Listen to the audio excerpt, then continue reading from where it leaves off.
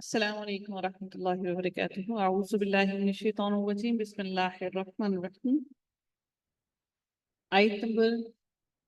27 سے آغاز ہوتا ہے۔ اللہ تعالیٰ ارشاد فرماتے ہیں وَيَقُولُ الَّذِينَ كَفَرُوا لَوْلَا أُنزِلَ عَلَيْهِ آيَاتٌ مِّن رَّبِّهِ۔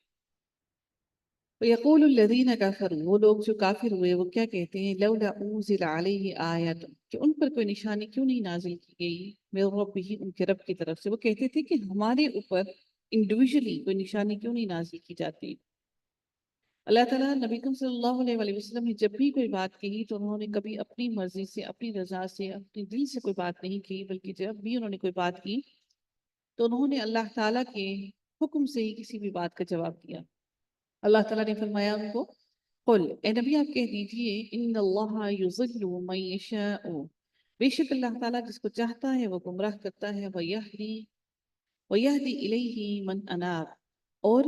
اللہ تعالیٰ پھر یہ بھی فرماتے ہیں کہ وہ جسے چاہتا ہے گمراہ کرنا چاہے کر دیتا ہے، اور جو اس کی طرف جھکے اسے وہ راستہ دکھا دیتا ہے۔ جو اللہ تعالیٰ کی طرف آتا ہے رجوع کرنے کے لیے، لیکن اللہ تعالیٰ اس کو راستہ ضرور دکھاتا ہے، لیکن جو اپنے آپ کو فلیکسیبلٹی نہیں دکھاتا تو اللہ تعالیٰ بھی پھر اس کو ساتھ کوئی نرمی، کوئی رحم نہیں کرتا۔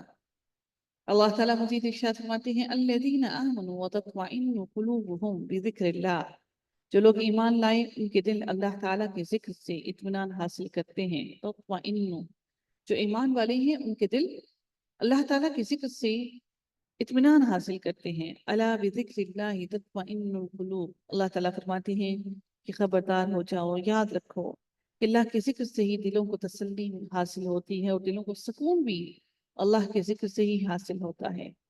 جب انسان اللہ تعالیٰ کے ذکر سے غافل ہو جاتا ہے اور تو انسان کے دل کو ایک اضطراب، ایک پریشانی مبتلا ہو جاتی ہے، اور وہ انسان سمجھتا ہے کہ شاید ہم کسی ڈپریشن میں چلے گئے ہیں۔ وہ در حقیقت وہ یا تو شیاطین کے وسوسے ہوتے ہیں، اور شیطان ہمیں اپنے رستوں پر ڈالتا ہے، اور سب سے پہلے وہ انسان کے دل کا سکون برباد کرتا ہے۔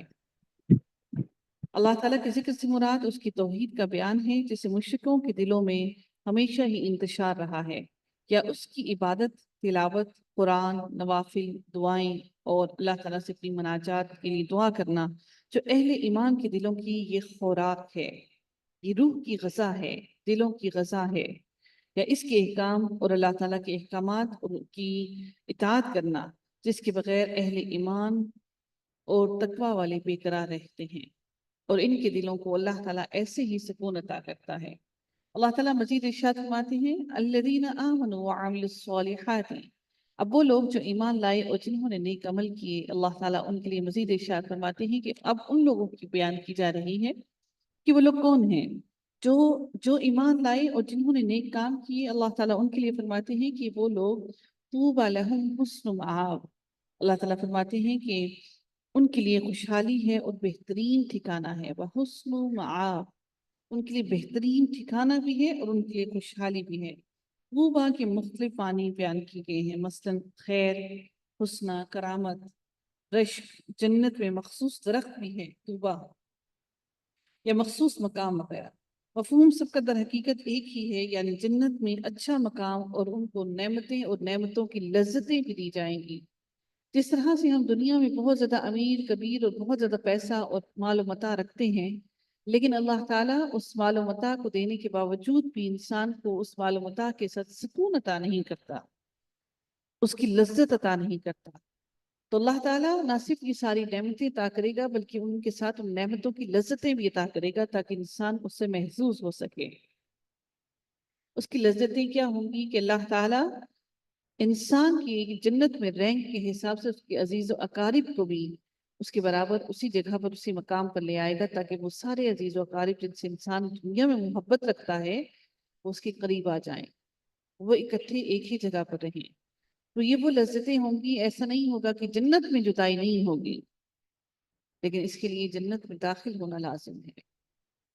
اللہ تعالیٰ ہم سب کو جنت میں اکٹھا کرے، اور ہم میں سے کوئی ایک بھی ایسا نہ ہو کہ کوئی جنت کا مکین ہو اور کوئی جہنم کا مکین ہو۔ اللہ تعالیٰ ہمیں اپنے اہل و عیال، اپنے بہن بھائیوں، اپنے والدین اور اپنے عزیز و اقارب کے ساتھ جنت میں داخل کریں۔ اللہ تعالیٰ ارشاد فرماتی ہے اگلی آیت کے اندر کہ کذالک ارسلناک فی امۃ قد خلت من قبلها امم لیتتلو علیہ۔ اللہ تعالیٰ ارشاد فرماتے ہیں کہ اسی طرح ہم نے آپ کو اس امت میں بھیجا، کذالک ارسلناک فی امت، آپ کو اس امت کی طرف بھیجا جس طرح ہم نے آپ کو تبلیغ رسالت کے لیے بھیجا ہے، اسی طرح آپ سے پہلی امتوں میں بھی ہم نے رسول بھیجے تھے۔ قد خلت من قبلھا، آپ سے پہلی بھی امتوں پر ہم نے رسول بھیجے تھے کہ آپ انہیں ہماری طرف سے جو وحی آپ پر اتری ہے پڑھ کر سنائیے۔ یہ اللہ رحمان کے منکر ہیں، یعنی اللہ تعالیٰ نے جیسے پہلی امتوں پر نبی بھیجے تو انہوں نے بھی اللہ نبی کی تکذیب کی، جس طرح آپ کی جا رہی ہے، اور جس طرح انہوں نے آپ کو جھٹلایا، باقی قوموں نے بھی نبیوں کو جھٹلایا، اور وہ قومیں عذاب الہی سے دوچار ہو گئیں۔ اللہ تعالیٰ نے ان کو عذاب الہی میں مبتلا کر دیا، اور انہیں بھی اس انجام سے بے فکر نہیں رہنا چاہیے۔ انہیں بھی چاہیے کہ اپنے اس انجام سے باخبر رہیں کہ اللہ تعالیٰ کا وہ انجام انہیں کو بھی جہنم میں داخل کر سکتا ہے، اور دنیا میں بھی اللہ تعالیٰ ان کو اس کڑی آزمائش اور کڑی امتحان اور اللہ تعالیٰ اس سخت قسم کے عذاب میں مبتلا کر سکتا ہے۔ اور یہ اللہ رحمان کے منکر ہیں۔ مشرکین مکہ رحمان کے لفظ سے بڑا بھی دیکھتے تھے، بڑا اچھلتے تھے رحمان۔ اللہ تعالیٰ نے اس لیے خاص طور پر یہ لفظ استعمال کیا، وَهُمْ يَكْفُرُونَ بِالرَّحْمَانِ، اور یہ اللہ تعالیٰ کے رحمان کے لفظ سے اچھلتے تھے۔ صلح حدیبیہ کے موقع پر جب بسم اللہ الرحمن الرحیم کے الفاظ لکھے گئے تو انہوں نے کہا یہ رحمان اور رحیم کا لفظ کیا ہے، ہم اس کو نہیں جانتے، اور انہوں نے کہا صلح حدیبیہ کی اس معاہدے کے اوپر کہ یہ رحمان رحیم کا لفظ کاٹا جائے۔ انہوں نے یہ مطالبہ کیا۔ اتنا زیادہ مشرکین اور مکہ کو اللہ کو تو وہ جانتے تھے، لیکن رحمان اور رحیم کی الفاظ کو وہ پسند نہیں کرتے تھے۔ اللہ تعالیٰ مزید ارشاد فرماتے ہیں کیونکہ وہ اس کی گہرائیت کو سمجھتے تھے نا، وہ سمجھتے تھے اس کی گہرائیت کو کہ اللہ تعالیٰ جو ہے، اس سے مراد اللہ تعالیٰ کی کیا ہے۔ ایک تو اللہ تعالیٰ کی رحمت ہے جو اللہ تعالیٰ تمام کی تمام دنیا پر کرتا ہے، ایک وہ رحمت ہے اللہ تعالیٰ کی جو روز قیامت صرف اور صرف مسلمانوں پر کی جائے گی۔ اللہ تعالیٰ مزید ارشاد فرماتے ہیں قُلْ هُوَ رَبِّ لَا إِلَٰهَ إِلَّا هُوَ، آپ کہہ دیجئے کہ میرا پالنے والا تو وہی ہے اور اس کے سوا کوئی بھی عبادت کے لائق نہیں ہے، یعنی وہی رحمان ہے جس کے بارے میں تم کہہ رہی ہو، وہی میرا رب ہے۔ علیہ توکلت، میں نے اسی پر توکل کیا، وإلیہ متاب، اور میں نے اسی کی طرف لوٹ کر جانا ہے، اور میرا رجوع بھی اپنے رب کی طرف ہی ہے۔ اگلی آیت میں اللہ تعالیٰ ارشاد فرماتے ہیں وَلَوْ أَنَّ قُرْآنًا سُيِّرَتْ بِهِ الْجِبَالُ او قطعت به الارض او کلم به الموتى، اگر بالفرض کسی قرآن آسمانی کتاب کے ذریعے پہاڑ جلا دیے جاتے، یا زمین ٹکڑے ٹکڑے کر دی جاتی، یا مردوں سے باتیں کرا دی جاتی، پھر بھی وہ ایمان نہ لاتے،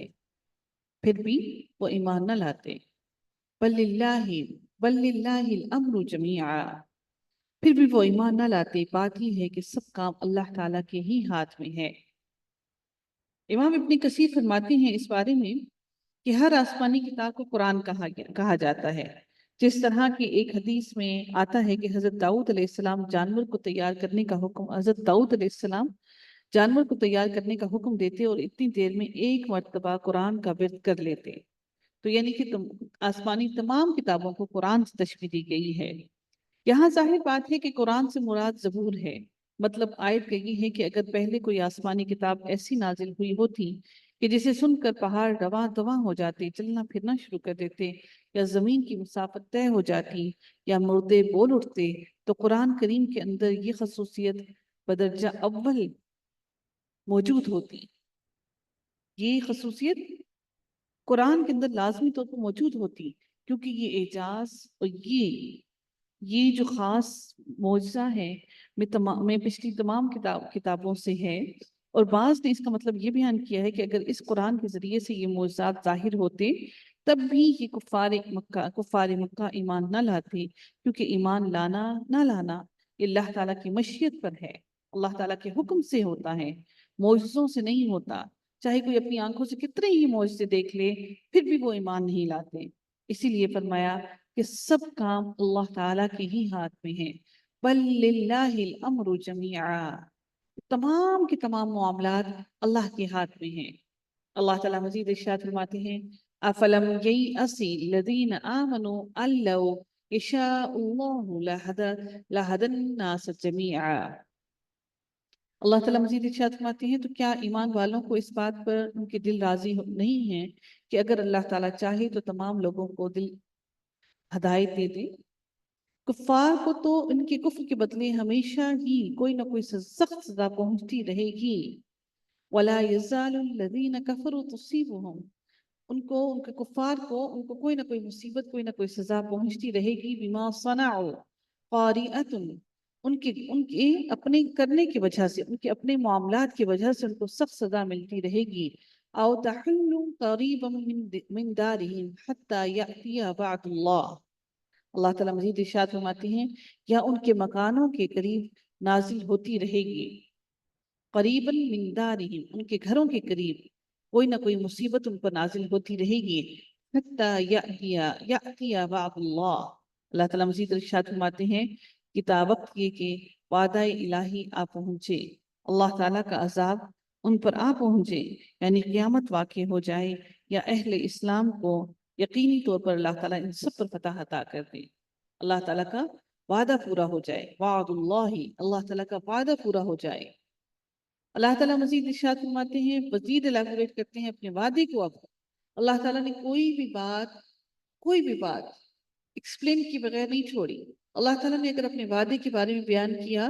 تو مزید رب کائنات نے اپنے وعدے کو بھی الیبوریٹ کیا اگلے حصے میں کہ ان اللہ لا یخلف المیعاد، کہ اللہ تعالیٰ اپنے وعدے کے خلاف ہرگز نہیں کرتا۔ یہ ہرگز نہ سوچیں کہ یہ جو مہلت آج اللہ تعالیٰ نے ان کو دے رکھی ہے